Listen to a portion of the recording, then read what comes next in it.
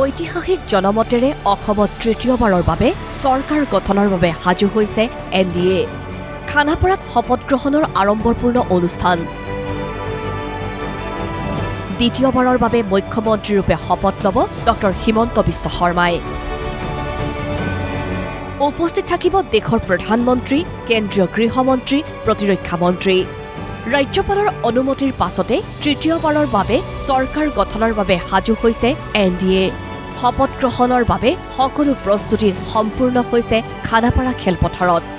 খানাপাৰা খেলপথাৰত বিশাল আয়োজন NDAৰ। ৰাজ্যপালৰ নিৰ্দেশত ডক্টৰ হিমন্ত বিশ্ব শৰ্মাৰ নেতৃত্বত শপত গ্ৰহণ কৰিব নতুন মন্ত্ৰীসভাই।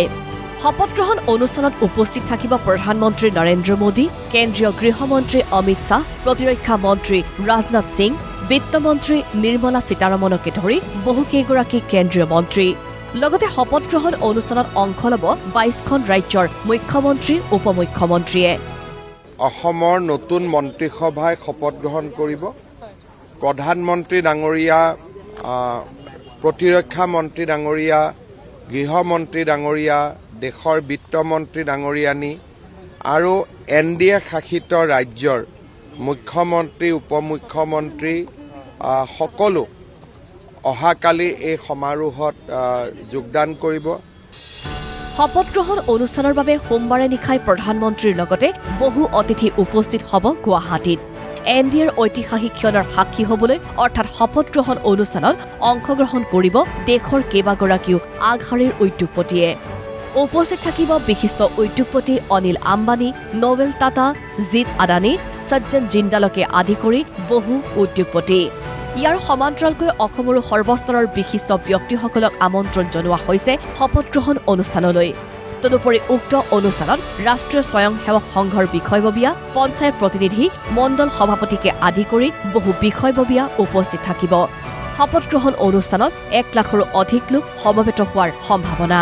শপত গ্ৰহণ অনুষ্ঠানৰ শেহতীয়া প্ৰস্তুতিৰ বুজ লৈ সবিশেষ সদৰি কৰিলে ডক্টৰ হিমন্ত বিশ্ব শৰ্মাই। ভাৰতৰ কেইবাগৰাকীও বিশিষ্ট উদ্যোগপতিয়ে অংশগ্ৰহণ কৰিব।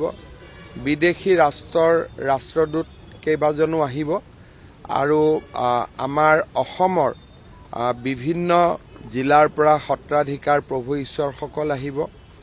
আমাৰ দলৰ কাৰ্যকৰ্তাসকল আহিব। আমাৰ সমগ্ৰ অসমতে থকা আমাৰ বুথ সমিতিসমূহৰ সভাপতিসকল আহিব। এটা খুব গাম্ভীৰ্যপূৰ্ণ অনুষ্ঠান অহাকালি অনুষ্ঠিত হ'ব। শপত গ্ৰহণৰ বাবে মাজত মাত্ৰ আৰু কেইটামান ক্ষণ। তাৰ পূৰ্বে মন্ত্ৰী পৰিষদক লৈ গুৰুত্বপূৰ্ণ মন্তব্য ডক্টৰ হিমন্ত বিশ্ব শৰ্মাৰ।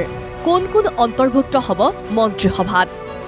আমাৰ ৰাষ্ট্ৰীয় সভাপতি নীতিন নবীন ডাঙৰীয়া ৰাতি গুৱাহাটীত আহি পাব আৰু নিশা 10 বজাৰ পিছতহে অসম মন্ত্ৰীসভাৰ সম্পৰ্কত মই তেওঁৰ লগত আলোচনা কৰিব পাৰিম। কাৰণ এতিয়া টেলিফোনত মিনিষ্ট্ৰীৰ কথা পাতিব নোৱাৰি।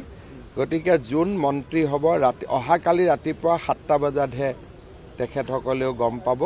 কাৰণ নীতিন নবীন ডাঙৰীয়া ৰাতি 10 বজাত আহি উপস্থিত হ'ব। তাৰ পিছতহে মই তেওঁৰ লগত আলোচনা কৰিম।